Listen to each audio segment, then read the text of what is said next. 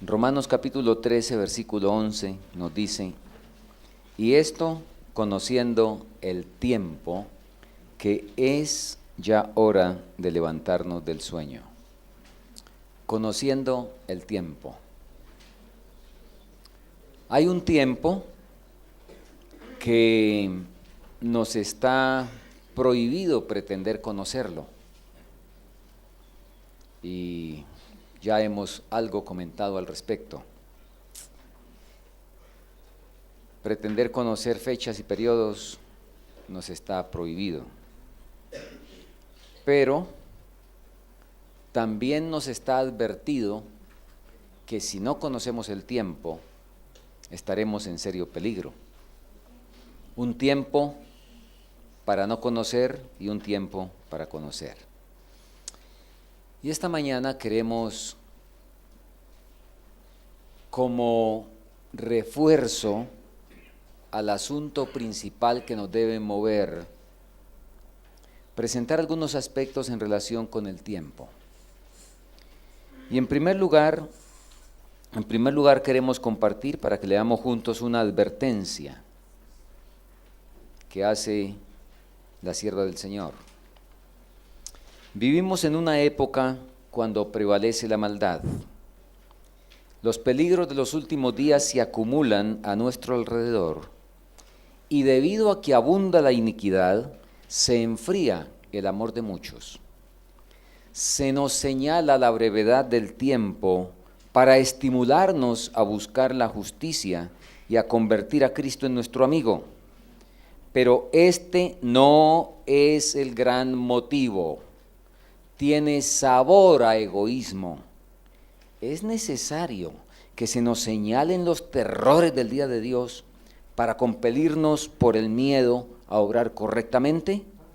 Esto no debería ser así. Un servidor está muy convencido de eso y por eso es poco amigo de estar predicando continuamente de ley dominical y de un poco de cosas que a muchos preocupa. Porque aquí está. Ahora, con esta advertencia, y por eso ya comenté, este asunto del tiempo, para el que está buscando al Señor de manera central, es, por así decirlo, un apéndice. Debe ser un asunto colateral. Sin embargo, por supuesto que forma parte del paquete que Dios quiere que conozcamos. Y el Señor también, pues, entendiendo la debilidad de muchos de nosotros, entendiendo mi debilidad, como Él quiere alcanzarme, entonces, finalmente, si para librarme, aunque sea como tizón arrebatado del incendio, porque de alguna manera, todos los que vamos a ser salvos, y lo digo en esperanza, ¿verdad?, no en presunción, en esperanza, en deseo. Todos los que vamos a ser salvos, pues de alguna manera seremos todos tizones arrebatados del incendio, en cierto sentido. Pero en el otro sentido, el Señor, hermanos, a usted y a mí, que hemos conocido la bendición de este mensaje, el Señor nos quiere salvar no como tizones arrebatados del incendio, sino como antorchas que arden y alumbran. ¿Cuál es la diferencia? Juan el Bautista, Jesús dijo de él, era antorcha que ardía y alumbraba. Sansón fue salvo como tizón arrebatado del incendio. Entonces, en ese sentido, el Señor en su deseo de salvarnos, finalmente, si no logra salvarnos como antorchas, pues quiere salvarnos así sea como tizones. Y para salvar tizones hay que asustarlos. El tiempo, porque así se lograrán algunos tizones finalmente. ¿Está bien? Creo que nos hemos dado a entender la razón por la cual vamos entonces a continuar con lo que viene. Muy bien. Leímos ya Romanos 13 y a eso se suma la sierva del Señor diciendo: necesitamos entender el tiempo en que vivimos. No lo entendemos ni a medias, no lo aceptamos ni a medias. Mi corazón se conmueve dentro de mí cuando pienso en el enemigo al que tenemos que hacer frente y en cuán pobremente estamos preparados para eso. Las vicisitudes de los hijos de Israel y su actitud justamente antes de la primera venida de Cristo me han sido presentadas vez tras vez para ilustrar la posición del pueblo de Dios en su experiencia antes de la segunda venida de Cristo. Cómo el enemigo se valía de cada oportunidad para dominar las mentes de los judíos y cómo hoy está procurando cegar las mentes de los siervos de Dios para que no puedan discernir la preciosa verdad. Cuando Cristo vino a nuestro mundo, Satanás dominaba el terreno y disputó cada centímetro en la senda de Cristo desde el pesebre hasta el Calvario. Bien, en esta declaración hay muchísimos elementos, por supuesto no los vamos a ver todos, pero destacamos la primera parte, que necesitamos entender el tiempo en que vivimos, porque lamentablemente no lo entendemos ni a medias. ¿Y cómo vamos a aceptar una cosa que no entendemos? Pues si no lo entendemos ni a medias, pues menos lo vamos a aceptar ni siquiera a medias, ¿verdad? Ahora, al final, presenta a Satanás, ¿verdad?, que para la primera venida de Cristo cegó las mentes, y por supuesto es su plan, es su plan. Ahora, ¿qué tipo de conocimiento? ¿Qué tipo de conocimiento? O de información, diríamos, también, usa Satanás para poder saber cuándo cegar las mentes? Vamos a ver. La gran controversia entre Cristo y Satanás, sostenida desde hace cerca de 6.000 años, está por terminar. Y Satanás redobla sus esfuerzos para hacer fracasar la obra de Cristo en beneficio del hombre y para sujetar las almas en sus lazos. Su objeto consiste en tener sumido al pueblo en tinieblas y en la impenitencia hasta que termine la obra mediadora del Salvador y no haya más sacrificio por el pecado. Aquí hay una cifra matemática. ¿Cuál? 6.000 años. La sierva del Señor en varias oportunidades repite eso de 6.000 años. Aquí nos dice sostenida desde hace cerca, pero en otras dice la gran controversia efectuada durante 6.000 años y parece dar la cifra de manera matemática exacta. Ahora, creo ya comenté que esta cifra obviamente no es matemáticamente precisa. Y bueno, quien desee pues puede después que charlemos para ver las comprobaciones de esto. No puedo probar aquí cada punto porque no terminaríamos, pero acéptenlo por fe, por lo menos en esta reflexión, de que estos 6.000 años no son matemáticamente precisos. Tenemos la demostración para eso, no son matemáticamente precisos. Son números redondos, y creo que en el mundo sabemos que es un número redondo, algo aproximado. Ahora, sí hay un asunto que nos vale, o que vale la pena que tengamos en cuenta. ¿Quién es el que más entiende las profecías de tiempo? ¿Quién será? Bueno, después del Señor, por supuesto que las dio, ¿cierto? Entre los seres creados, ¿quién será el que más entiende las profecías de tiempo? Satanás, ¿verdad? Satanás. Y fíjense, ¿entendió Satanás la profecía de las 70 semanas? Entonces, eso, él aprovechó la profecía para cegar las mentes del pueblo judío, ¿verdad? Así de que aprovechó ese conocimiento de las 70 semanas. Aprovechará el tiempo de su conocimiento de los 6.000 años de pecado. ¿Quién es el que tiene la mejor aproximación de los 6.000 años? ¿Usted estaba en la creación? Pero Satanás sí estaba. Ese sí ya existía cuando el Señor creó este mundo, ¿sí o no? Entonces, él sí sabe la fecha de la creación. La cronología del obispo Ussher, pues, bueno, ha sido muy interesante, pero Satanás sabe más que el obispo Ussher.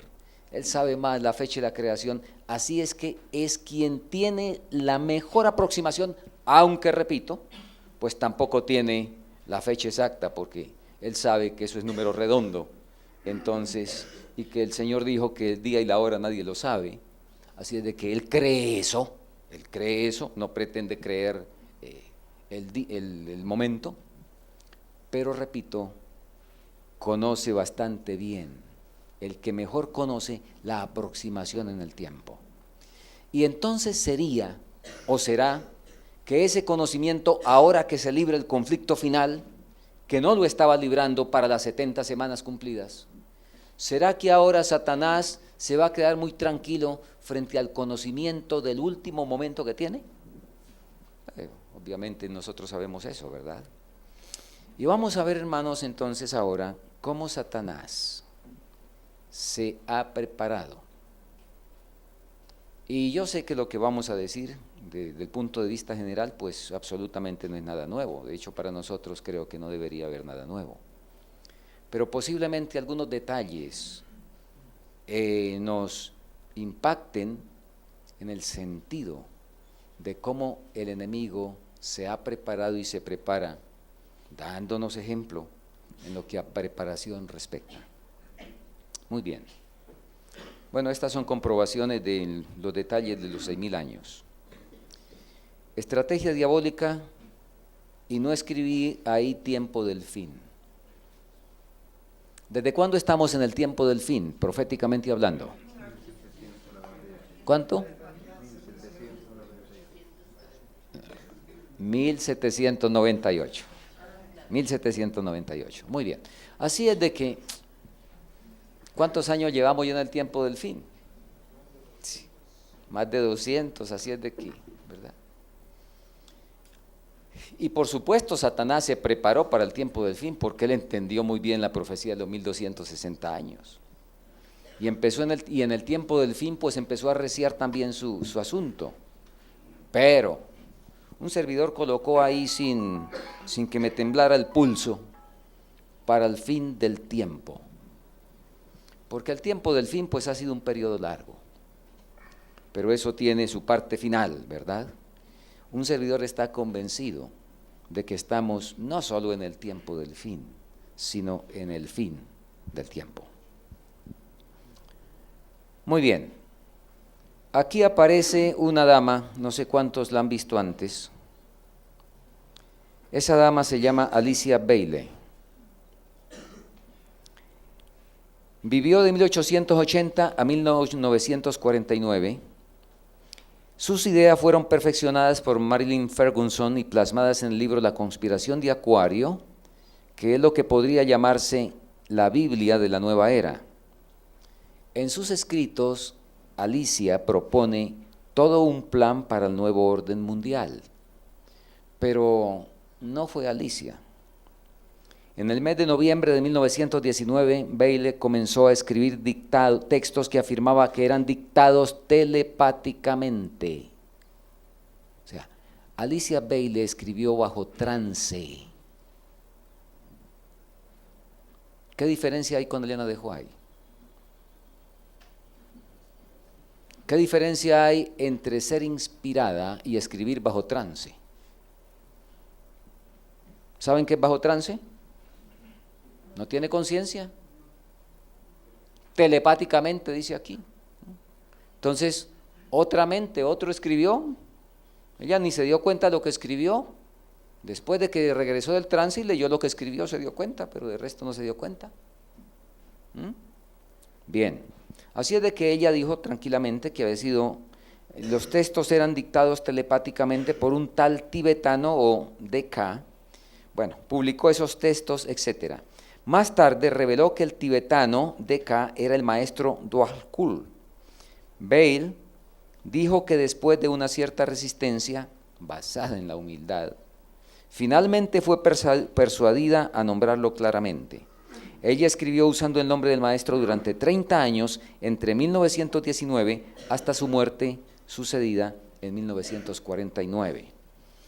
y a ver si centramos algunos aspectos.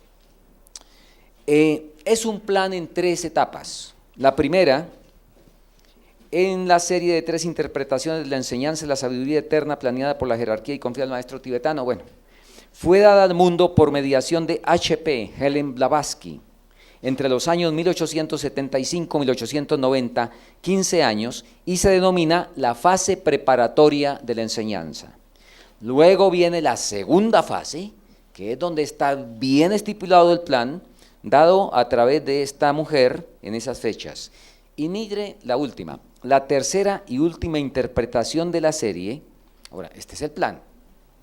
Será dada a conocer por D.K., y ya saben ustedes quién es D.K., a principios del siglo XXI por mediación de un iniciado preparado para tal fin. O sea, no sé si aquí sabe el diablo, ¿ha leído el diablo el conflicto de los siglos? ¿Lo conoce? Fue desenmascarado de que él se va a presentar como Cristo, pero por el hecho de que fue desenmascarado, ¿no lo va a hacer? ¿Será que no lo va a hacer? Interesante. Así es de que cuando yo leo esa última interpretación, pues me suena un poco a algo de lo que acabo de decir. Muy bien, vamos a avanzar porque tenemos mucho material. El punto básico es este. Alicia Bailey, habiendo escrito telepáticamente, entonces dejó plasmado, escrito, una estrategia de 10 puntos para lograr un nuevo orden de cosas en el mundo. ¿Sí? Y aquí están los 10 puntos que tienen como objetivo cambiar la tradición cristiana o redimir a las naciones de la tradición cristiana. Número 1, sacar a Dios y la oración fuera del sistema de educación. 2, reducir la autoridad paternal sobre los niños. 3, destruir la estructura de la familia judeo-cristiana o la estructura de la familia cristiana. 4, y ya vamos a ver, es derivado del 3. Si el sexo es libre, hacer del aborto algo legal y fácil. 5, hacer del divorcio algo legal y fácil, librando a la gente del concepto del matrimonio de por vida. 6, usar masivamente los medios de comunicación para cambiarle la mente a la gente. 7, envilecer el arte y expandirlo ampliamente. 8, hacer de la homosexualidad una alternativa de estilo de vida. 9, crear un movimiento interdenominacional o ecuménico. 10, conseguir que los gobiernos sancionen todas esas leyes y conseguir que la iglesia endose esos cambios. Eso quedó escrito. Eso quedó escrito. Ahora, vamos a avanzar rápidamente porque me interesan sobre todo los puntos 8, los últimos 3 puntos. Y vamos a ver si alcanzamos a cubrirlos. Muy bien. Sacar a Dios y la oración fuera del sistema de educación. En nuestros países donde no hay eso, en nuestros países católicos esto no tiene mucha relevancia porque nunca ha habido oración en los colegios públicos ni nada de esas cosas. Pero en Norteamérica, eso ha sido a través de la historia un asunto sagrado, ¿correcto? Y no voy a entrar en detalles aquí. Permiso un segundito. De cómo eso se ha ya efectuado, sin duda ustedes saben todo eso. Eso son hechos cumplidos. Permítanme un segundito.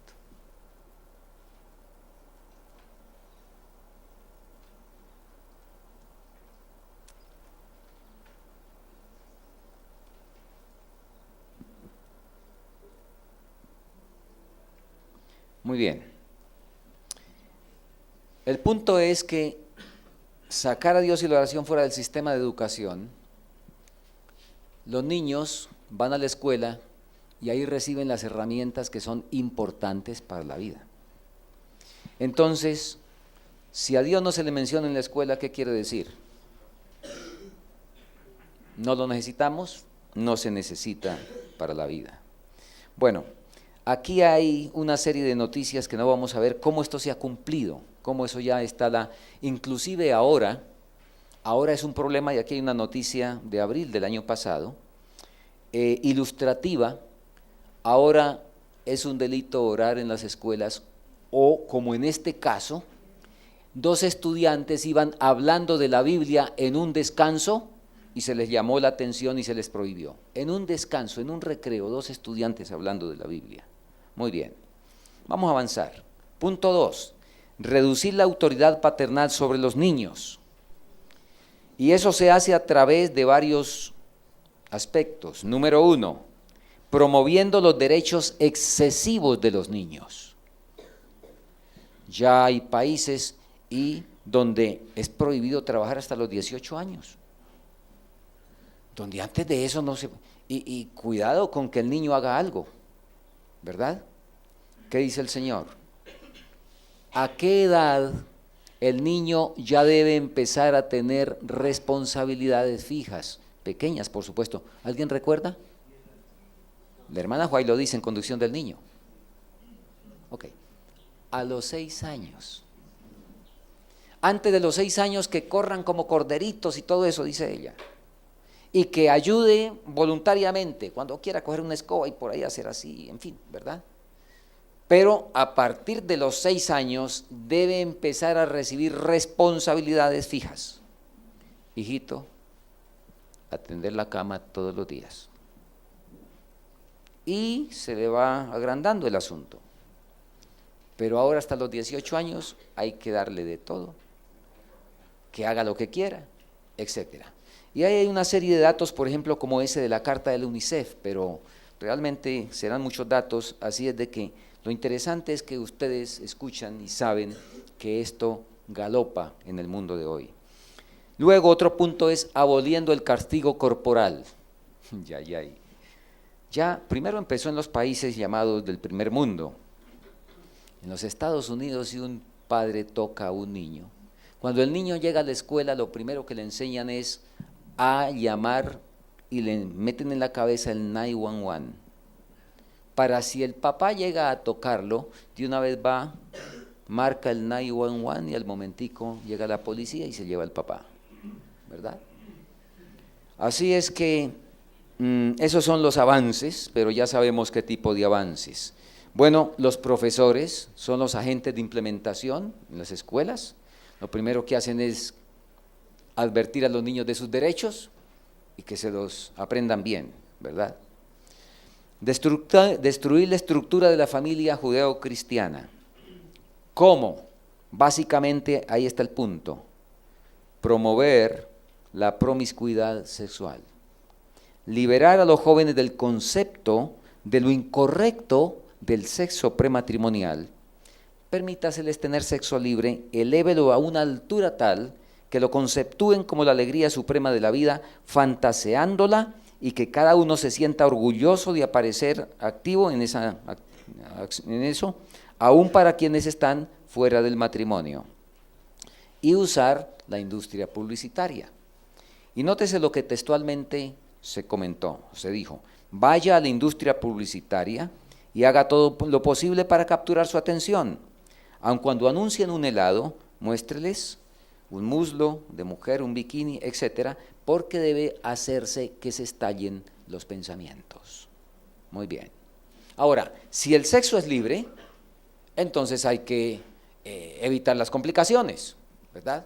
Si el sexo es libre, entonces hacer del aborto algo legal y fácil. Ahora, todos estamos empapados de estos asuntos, y aquí hay una ilustración en noticias de cómo se está vendiendo la idea y conceptuando eso, también de abril. La Universidad de Michigan, una de las más prestigiosas de los Estados Unidos, patrocina una exposición en la que se muestra el aborto como una bendición y hasta un regalo de Dios. El lenguaje como se está hablando, muy bien. Hacer del divorcio algo legal y fácil, librando a la gente del concepto del matrimonio de por vida. Bueno, no necesitamos comentar esas cosas. y esta tampoco, envilezca el arte y expándalo ampliamente. La música, la escultura, la pintura, ¿verdad? El arte. ¿Envilecido? ¿Expandido? Bien. 7. Use los medios de comunicación para promover y cambiar el conjunto de la mente. También nosotros, eso creo que no necesitamos mayormente comentario. Pero aquí sí me voy a detener un poco. Y tampoco deberíamos, o mejor dicho, esto, como les dije, de nuevo, ¿qué? Pero este asunto, hermano, fíjese, hacer de la homosexualidad una alternativa del estilo de vida. Eso no es, en el mundo de hoy, este asunto ya no es ni epidemia, es una pandemia. Impresionante, impresionante. ¿Y cuándo es que este asunto se ha disparado? Ahora, hablando del homosexualismo, ¿eso es algo nuevo? ¿O viene por lo menos, si vamos a los registros bíblicos, pues desde Sodoma, ¿cierto? Claro que sí. Ahora, déjenme comentarles algo ya que mencionamos esto de Sodoma. Señales. Nos hace mucho bien que realmente tengamos las señales certeras que el Señor dejó. Y no asuntos que se ocurren a la imaginación y bueno, qué sé yo, por lecturas defectuosas de la palabra del Señor. Nosotros deberíamos, repito, andar con las señales bien certeras y concretas. Por ahí hace poco se acercó un hermano para decirme de la profecía y de las señales de las lunas rojas. No sé si escucharon de unas lunas rojas que hubo al final del año pasado, ¿sí? De las lunas rojas. Entonces, Joel dice que antes que venga el día de Jehová, el sol otra vez se pone rojo y que la luna se pone roja como sangre, etc. Le recomendé al hermano leer El conflicto de los siglos, porque hablando de señales físicas, el conflicto de los siglos es claro. En 1833 ocurrió la última señal. ¿Que el tsunami? Sí, los tsunamis y todo eso, claro que forman parte del paquete general, claro que sí. Los terremotos y todo eso forman parte del paquete general. Pero no tratemos de a un tsunami encontrarle una profecía específica y un texto preciso para ese tsunami. Y aprovecho para comentar algo. La hermana Huay, recuerdo que cuando hubo el derribamiento de las torres, entonces de eventos de los últimos días donde habla de edificios de Nueva York, yo escuché una aplicación específica, concreta, puntual de la caída de las torres como un acontecimiento profético puntual, así como fue, por ejemplo, la caída de las estrellas o el oscurecimiento del sol. No, así no es. Por supuesto que es un asunto que está dentro de la profecía, pero de manera general. El calentamiento global, sí, corresponde desde el punto de vista general a Isaías 24, donde dice que la tierra se enfermó. ¿Por qué? Porque los habitantes traspasaron el derecho y la tierra se envejeció. Claro, desde ese punto de vista, todo esto del calentamiento global y todo el descontrol del ecosistema, sí, pero específicamente no, porque eso no es ningún juicio del Señor, sino un resultado de la transgresión del hombre, así como si usted se pone a comer azúcar, la diabetes no es un castigo del Señor, no es un juicio del Señor, ¿qué es? El resultado de eso que hizo, ¿correcto? Entonces, que el Señor nos ayude a leer y a poner las cosas en su puesto, como el Señor las dejó. Pero, si ustedes quieren ir a señales seguras, Mateo 24, las que dijo Jesús. Jesús dijo, como en los días de Noé. Y Jesús dijo, como en los días de Sodoma. ¿correcto? Y en el fin del tiempo, en el tiempo del fin, pero especialmente en el fin del tiempo, todo el mundo, a ver, dos clases de personas en el mundo solamente. Los hijos de Dios, ¿y quiénes? Y los otros, ¿verdad? Que dice Juan 8, nos suena duro, pero el Señor dijo los hijos del diablo, lo dijo fue palabra de Jesús. ¿Quiénes son los hijos de Dios? Todos los convertidos. Los que estén convertidos son los hijos de Dios. Y usted y yo sabemos que entre los hijos de Dios, la hermana White dice, la gran mayoría de los verdaderos hijos de Dios están en las iglesias protestantes. Y entre los católicos hay muchos. Entre nosotros los adventistas hay poquitos. Hay más bastantes, según dice la inspiración, en las iglesias protestantes. Aunque no tienen el sábado, ni tienen los 2300 días, ni tienen esas cosas que nosotros tenemos. Tienen el corazón correcto, aunque la información doctrinal está incompleta y equivocada. Y eso es mucho mejor que tener la información correcta y el corazón torcido.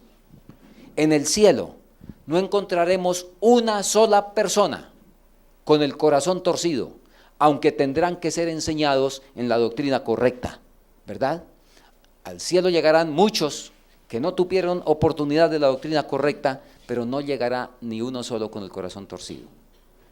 Entonces, si tuviéramos que escoger, pues es mucho mejor que estuviéramos guardando el domingo, pero con el corazón limpio y no con la información correcta del sábado y el corazón sucio.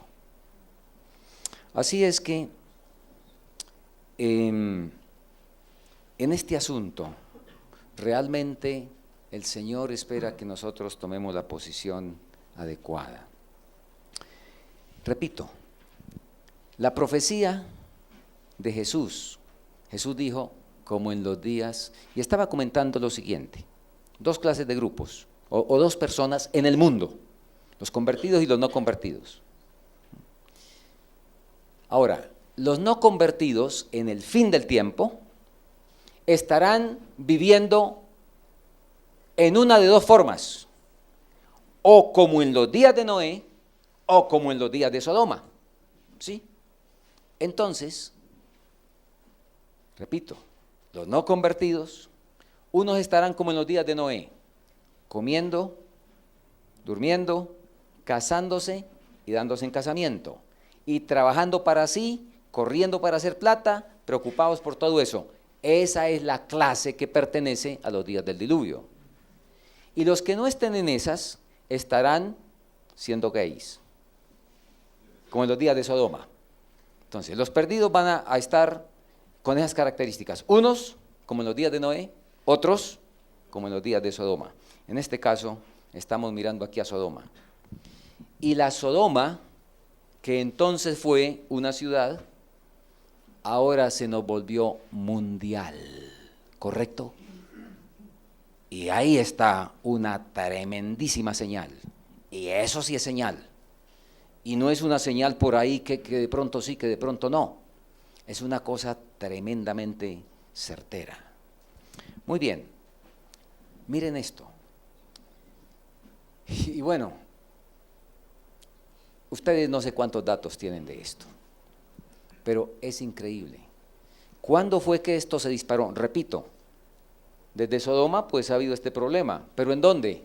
En lugares, en personas, por ahí, ha sido mirado siempre como un asunto, ¿verdad?, terrible. Pero hoy, ¿qué pasó? En este siglo, bueno, descuidadamente no tengo el dato, si alguno lo tiene, el primer gobierno que aprobó el matrimonio gay fue Holanda, se me escapa la fecha, pero eso fue en este siglo, eso es nuevo. Y después de eso, la pandemia, ¿verdad? En los Estados Unidos ya se tienen 35, 36 estados que han aprobado, de los 50 estados de la Unión ya van 35, 36 que aprobaron eso. Llego a República Dominicana, tenemos una reunión extraordinaria de reavivamiento ese sábado, y mientras ese sábado estábamos ahí en Punta Cana, había una orgía de esta comunidad, porque el embajador de los Estados Unidos, nombrado para República Dominicana, estaba de fiesta e invitó a todos los de su clase para la fiesta.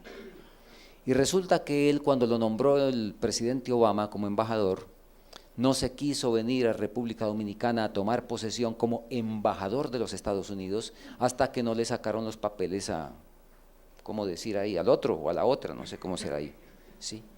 Hasta que no sacaron papeles y pudo entonces venirse legalmente con su compañero. En Colombia, la ministra de Educación, lesbiana. Llego al Ecuador, me dicen, y eso fue la semana pasada, me dicen, no, aquí el ministro de Salud. Una avalancha impresionante, ¿verdad? Y a ver, dos cosas nomás, porque imagínense. Bueno, no tengo aquí la foto de Andrea Gallo, un cura italiano, por ejemplo. Y ahora, estos son muestras, donde él dice que la homosexualidad es un don de Dios, ¿verdad? Ahora, esta única noticia de este único lugar, Tel Aviv, eso es de junio del año pasado, Tel Aviv celebra su 16ª marcha gay. Y ahí hay una crónica, y en lo que sigue de la crónica, que no lo coloqué porque es larga, dice, ¿y por qué la traje? Porque dice que Tel Aviv fue considerada la mejor ciudad gay del mundo. Ahora, escuchen, Tel Aviv. Si es San Francisco, vaya y venga. Los que están informados. San Francisco ha sido la sucursal de Sodoma a través de la historia, desde que, ¿verdad? San Francisco. Así es de que si aquí la noticia dijera San Francisco, pues, pero hermanos, Tel Aviv, ¿dónde es Tel Aviv y eso qué es? ¿Tel Aviv qué es? La capital de Israel. ¿Y cuál es la formación que han tenido los judíos a través de la historia? Por favor, hermanos, los que hayan ido a Israel saben que el sábado paralizado absolutamente todo, que unas horas antes del sábado, para esperar el famoso Shabbat, se reúne la familia a cantar y eso, pero antes de eso han alistado todo, tienen unos paños especiales para ir y tapar el televisor, para tapar todos los implementos que puedan distraer la mente. Eso que la hermana White dice, que para el sábado se quiten los periódicos de la vista, ¿lo han leído? Que en su casa quiten las cosas de la vista que van a distraer el pensamiento. Ellos lo practican, tapan el televisor, tapan otras cosas, ¿verdad? En la santidad del sábado, y mire, ¿qué les parece? Y bueno, lo último para este punto,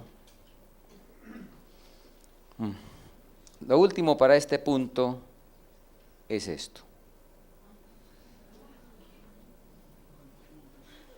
Ahí hay dos personajes. Aquí a este lado, ¿no también? Se llama Conchita Wurst. Me apena mucho, Moisés, que ese personaje nació en Colombia, pero ahora es austríaca. Bueno, afortunadamente se fue y sacó nacionalidad por allá. Oh, hermano, qué tragedia. Conchita Wurst, cantante austríaca, por allá ganó no sé qué premios, y este caballero que está al lado, no sé si ya lo identifican. Bueno, vamos a ver. Ese caballero que está al lado se llama Ban Ki-moon y es el secretario general de las Naciones Unidas. Y entonces esto fue lo que ocurrió. Mire, y esto es bastante fresco, 4 de noviembre del 2014. Ban Ki-moon y Conchita Wurst se unen contra la homofobia. Seguiré luchando contra la transfobia y la homofobia. Estoy muy a favor de la igualdad. Espero que más gente se una a nuestra campaña global de libertad e igualdad, señaló Ban después de saludar a la cantante austriaca. Y la sigue citando.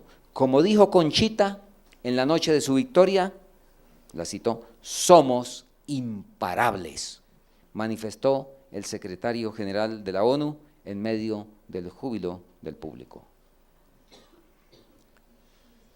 Tremendo.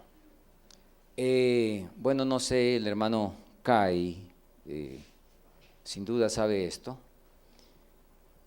La hermana Romana Winter, no sé si la conoce, la alemana, paisana suya,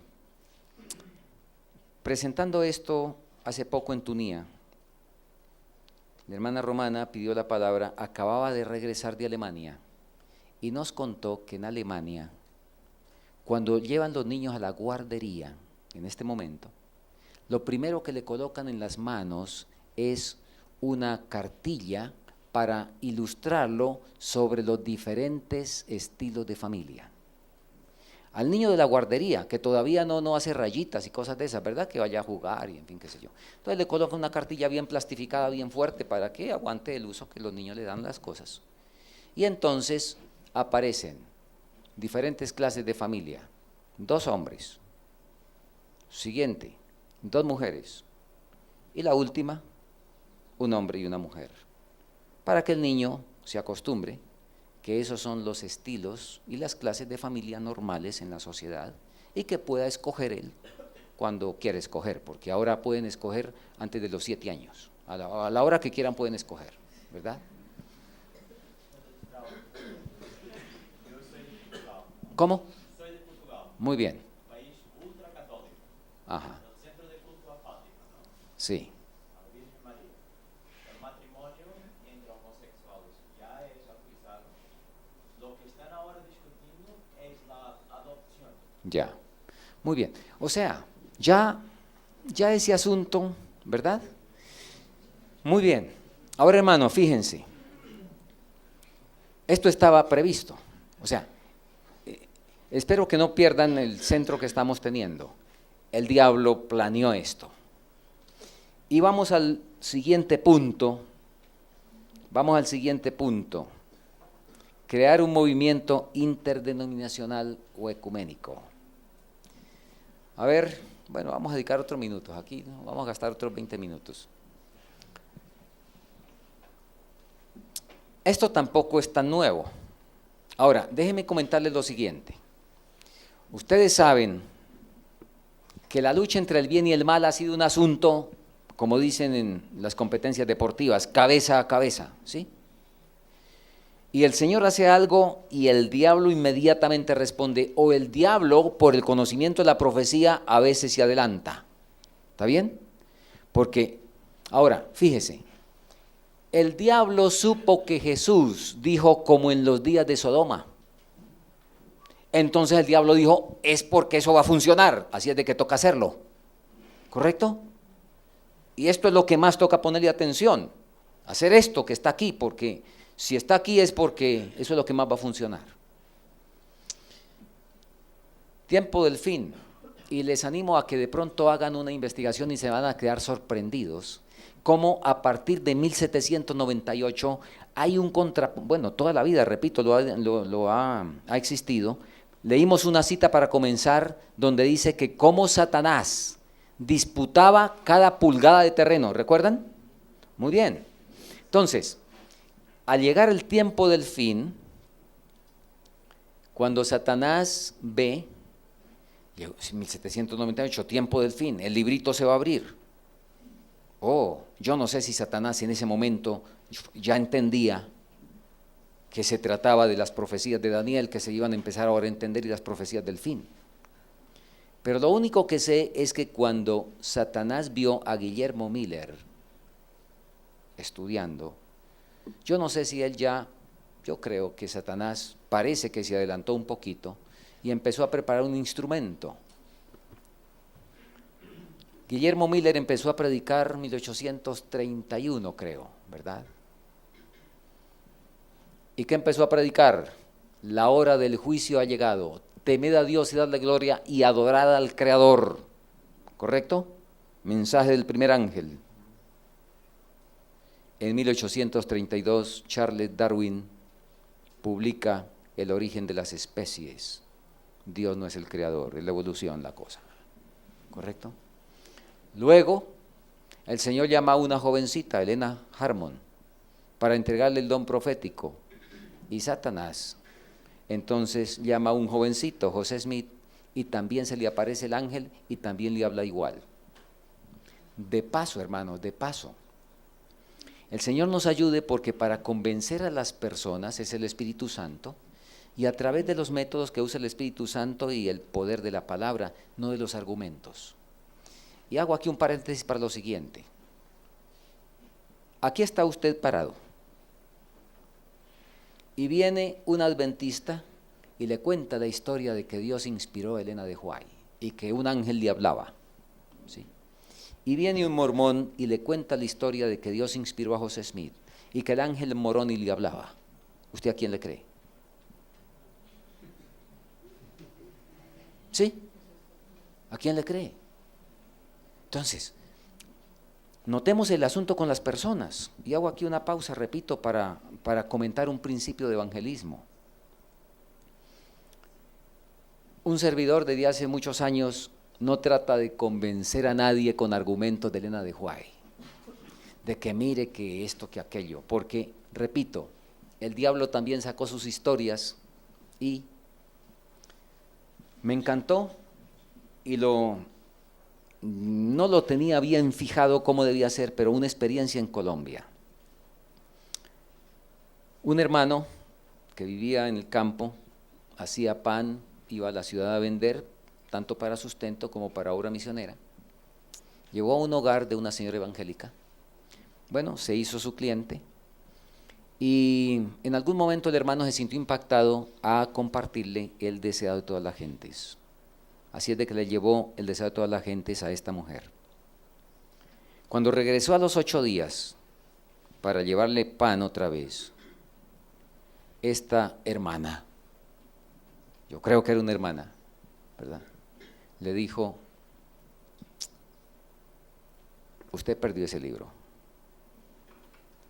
y le voy a rogar un favor, me consigue 20 ejemplares porque le voy a colocar ese libro en las manos a cada familia de mi iglesia. Yo no sé quién será esa señora, Elena de White. Yo lo único que sé es que ella no pudo escribir eso. Tuvo que ser que un ángel le cogió la mano y le llevó la mano, porque eso no lo pudo escribir ella. Ahora fíjese, ¿está lista esa persona para decirle: tiene toda la razón, sí lo escribió ella, y explicarle la inspiración y explicarle que fue un instrumento de Dios? Entonces, cuando usted quiera compartir con alguien lo del don de profecía, póngale en las manos un camino a Cristo. Póngale en las manos un deseado de todas las gentes y váyase a orar. Y no se ponga a echar la historia de ella. Póngale eso en las manos y váyase a orar y espere los resultados. Porque las historias, el diablo tiene historias parecidas y la gente dice: en este mundo de tantas historias, ¿cuál voy a creer? ¿Está bien? Muy bien. Así es que volvamos ahora, porque ese era un paréntesis. La sierva del Señor, a ver, en ese contrapunteo para el tiempo del fin, resulta que cuando pasó el chasco de 1844, a ver si aquí tengo esto, no lo tengo. Cuando pasó el chasco de 1844, que esos 50, ¿verdad?, empezaron a afianzarse, el diablo dijo: esto como que se vino ya.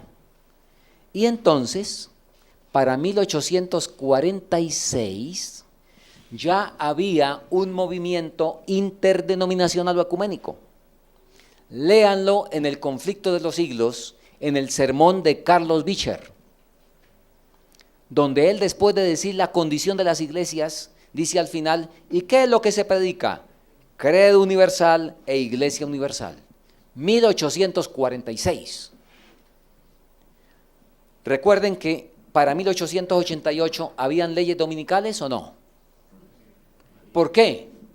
Satanás escuchó el mensaje de la justicia de Cristo, se dio cuenta que es el mensaje que va a terminar la obra en el mundo y rápido, y de una vez puso en acción las leyes dominicales. Algunos alcanzaron a ir a la cárcel. Jones, no era el tiempo, el pueblo, entonces Dios tuvo que refrenar el asunto, ¿verdad? Usó a Alonzo Trevier Jones para que en un discurso de 1 hora en el Congreso de los Estados Unidos, inspirado por el Señor, en ese discurso se desbarataron las leyes dominicales que estaban por promulgarse. Repito, ya había ocurrido en 1846 con el intento de Satanás en el asunto ecuménico. Ahora, como el pueblo de 1844 se durmió, Satanás guardó el cartucho porque dijo, este cartucho es para la última contienda, no lo voy a gastar antes de tiempo, y el movimiento ecuménico también se murió. Para 1888, que en el conflicto la cosa iba así, ¿verdad? Satanás empezó con las leyes dominicales, el pueblo que debía recibir el mensaje que sería el que iluminaría la tierra con su gloria, no lo hizo. Satanás guardó el cartucho porque dijo, no voy a agotarlo antes de tiempo. ¿Está bien? Y entonces ya llegando a nuestro tiempo, Satanás empieza a preparar y en 1948 se crea el Concilio Mundial de Iglesias, que de paso, hasta hoy, la Iglesia Católica no pertenece al Concilio Mundial de Iglesias. ¿Cómo saben tirar la piedra y esconder la mano? ¿Verdad? Entonces, se creó el Concilio Mundial de Iglesias, de evangélicos, por supuesto. La Iglesia Romana, supuestamente al margen. Para 1960 dice, bueno, vamos a entrar a también opinar, participar, ayudar, qué sé yo, ¿verdad? Y el Concilio Vaticano II,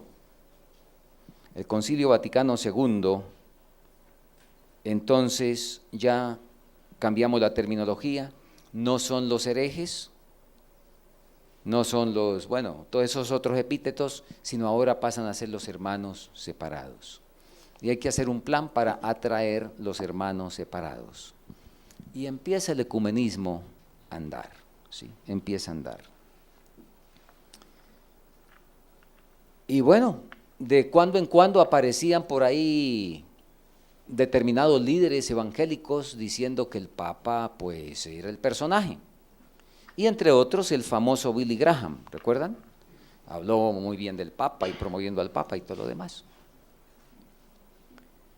Pero, y me alegra que no necesitamos dar datos porque ustedes conocen esto muy bien, nunca había ocurrido algo parecido a lo que ocurrió en febrero del año pasado, hace un año exactamente, en Dallas, donde una reunión de dirigentes carismáticos pentecostales, ustedes recuerdan, recibieron la visita de Tony Palmer, enviado por el Vaticano, un anglicano como representante del Vaticano, con un mensaje de Juan Pablo II para esa convocación. No sé cuántos vieron ese video. Pocos. Bueno, hermano, sería muy largo contar todos los detalles, pero yo creo que vale la pena. Era una reunión de dirigentes, repito, carismático, pentecostales. No sé cuántos habrían, pero había, como se veían, cientos, algunos cientos, líderes. No eran miembros de iglesia, líderes. Y el Papa mandó un mensaje, porque Palmer, que era amigo del Papa, le dijo, ¿por qué no manda un mensaje?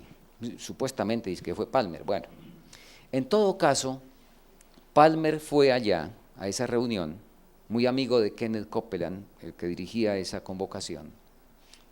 Palmer tuvo un tremendo discurso de la aplicación profética del mensaje de Elías.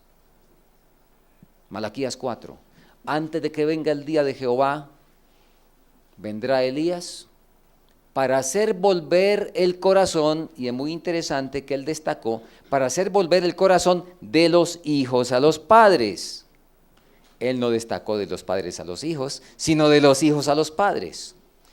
Luego Palmer mostró un acuerdo de 1999 firmado entre la Iglesia Católica y la Iglesia Luterana, donde la Iglesia Católica firmaba en una declaración de fe respecto a la justificación que éramos salvos, éramos justificados por la fe, produciendo entonces las obras de gracia. Y la Iglesia Católica firmó eso. Y ahora Palmer les dice, mire, esta fue la razón de la protesta de Lutero. Ahora la Iglesia Católica ya aceptó esto, la protesta terminó. ¿Y entonces ustedes por qué son protestantes? Si la protesta se acabó, ¿correcto? Y les habla de una manera tremenda, y repito, el mensaje profético de Malaquías que se volvía a repetir. ¿Y es cierto o no es cierto? Y entonces, les hace, después de decirles que, ¿por qué son protestantes? Si la protesta se acabó, porque la Iglesia Católica ahora tiene aquí la declaración que fue el problema con Lutero. Los animo a encontrar un constructor de puentes, les dice. Y enseguida les presenta el video del constructor de puentes. Y entonces Francisco les dice, hermanos, discúlpenme que les hable en inglés. Dijo primero, que les hable en italiano. Lo saludó en italiano, dijo, voy a hablar en inglés, pero espero que entiendan que no les voy a hablar ni en inglés ni en italiano, sino en el lenguaje del amor. Y ese lenguaje del amor tiene una gramática muy sencilla, solamente 2 reglas, amor a Dios y amor al prójimo. Y siguió con un discurso tremendo, donde Francisco les pedía a ellos, por favor, la oración por él. Le rogaba que oraran por él. Y terminó diciéndoles que el milagro de la unidad había empezado. Citó a un famoso escritor italiano que decía que Dios no empezaba nada que no terminara. Ya había empezado el milagro de la unidad y, por favor, él iba a orar por ellos, pero lo que les pedía era su oración por él y les daba su bendición. Cuando terminó el video, Kenneth Copeland pasó y de una vez les dijo, él pidió que oráramos por él, vamos a orar. Y empezaron todos a orar por el Papa. Copeland habló en lenguas. Después de que habló en lenguas, entonces le dijo, Tony, traiga el teléfono, ven acá. Pasó a Tony ahí a filmar, se colocó él aquí, a espalda de la congregación, y empezó a hablarle, a que grabara el mensaje al Papa. Mi querido Señor, hemos recibido su mensaje y acabamos de orar por usted. También creemos en la unidad que dice Efesios, y ahora se lanzó tremendo discurso Copeland, y terminó diciéndole, sé bendecido. Y puso a todos en coro a decirle, sé bendecido, sé bendecido, sé bendecido. Eso fue en febrero. Ahora, no traje aquí conmigo porque es toda otra presentación, pero la hermana White escribió lo siguiente: los protestantes de los Estados Unidos serán los primeros en tender la mano al catolicismo.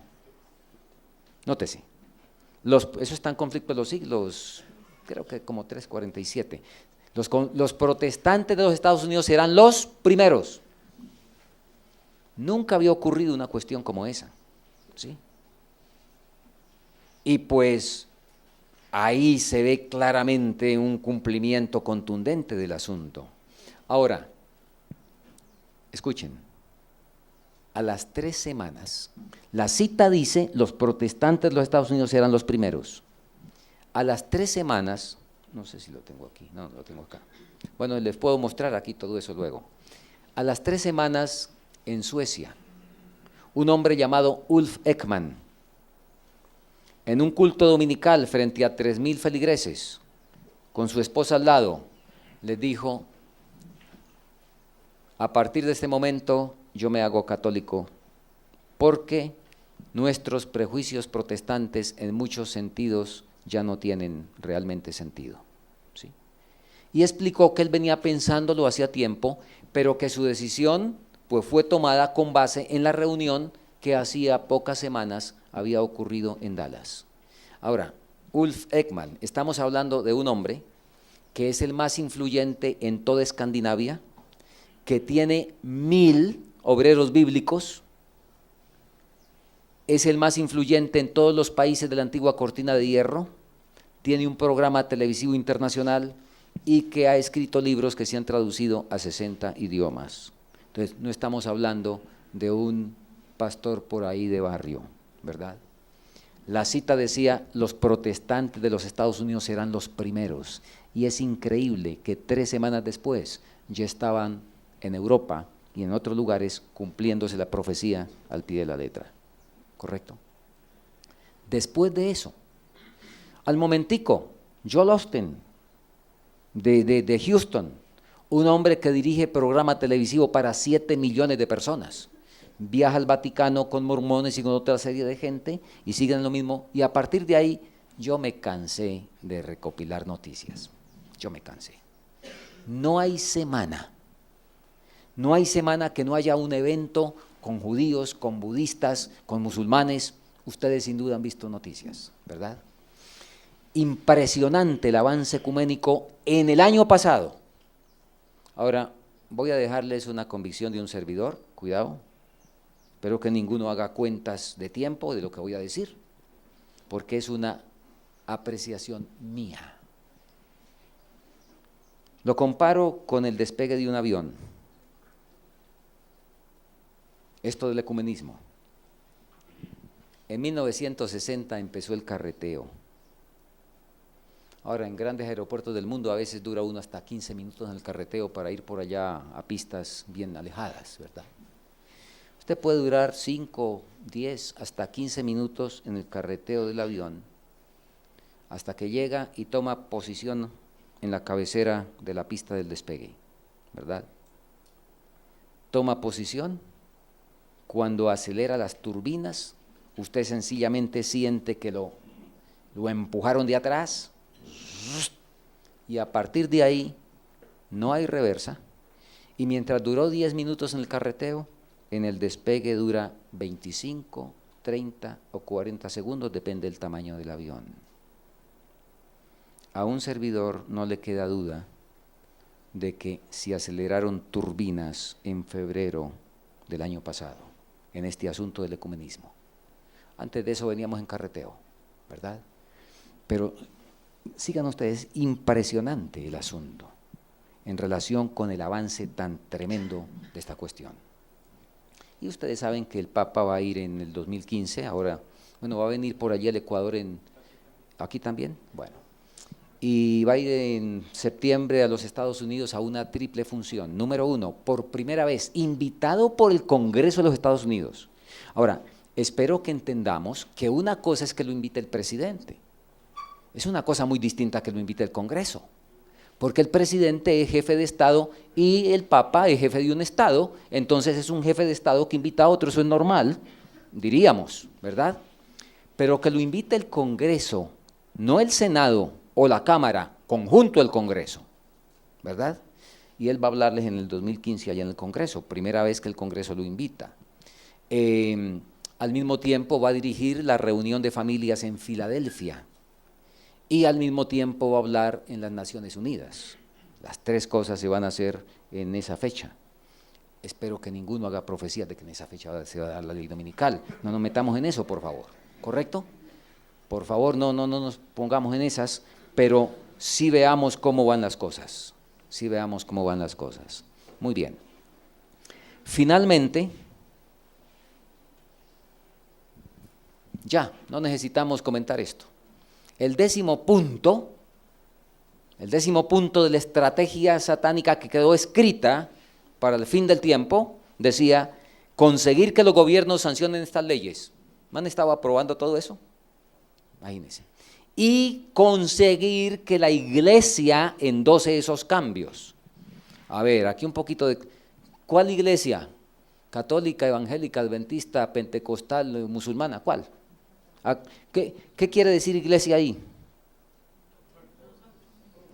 Iglesia, la religión, ¿verdad? En el sentido genérico. Y efectivamente, ¿quiénes son los que han empezado lamentablemente con todo eso? Los protestantes. Los protestantes La Iglesia Católica, muy astutamente, ha ido detrás. Y ustedes ven, el hermano Vilca me mandó hace ya como 3 años un correo donde a una iglesia luterana se reunieron la iglesia luterana se reunió, no, hace más de 3 años, como 5 años, para aprobar entre ellos el matrimonio gay, que hubiera ministros gay, sin problema, y también el matrimonio, entre ellos, esas 2 cosas.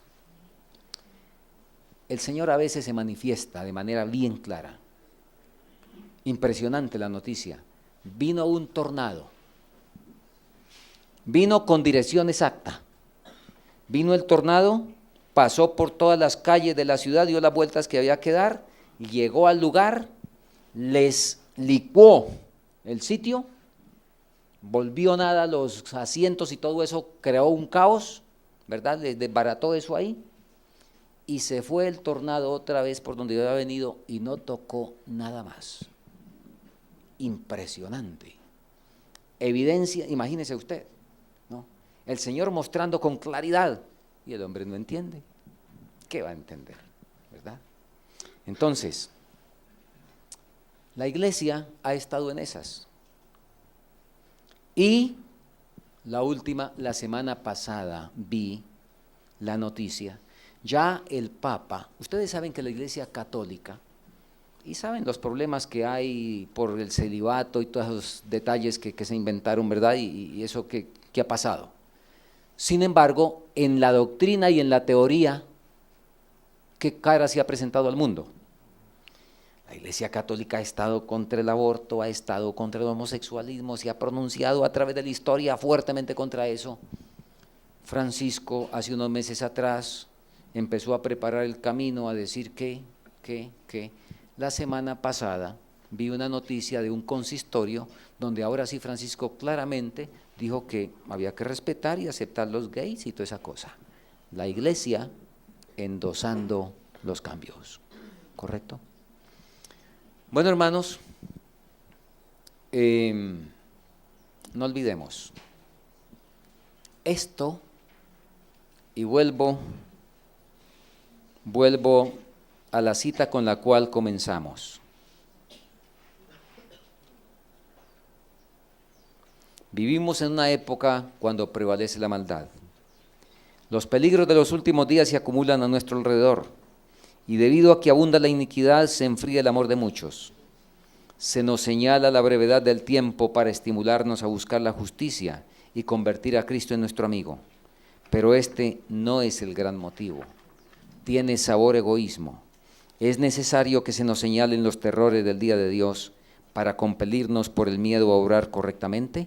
Esto no debería ser así. Advertimos eso. No debe ser el gran motivo, pero por supuesto no debemos estar ciegos. Y sencillamente que esto, y hermanos, yo no sé este mensaje para ustedes qué significa.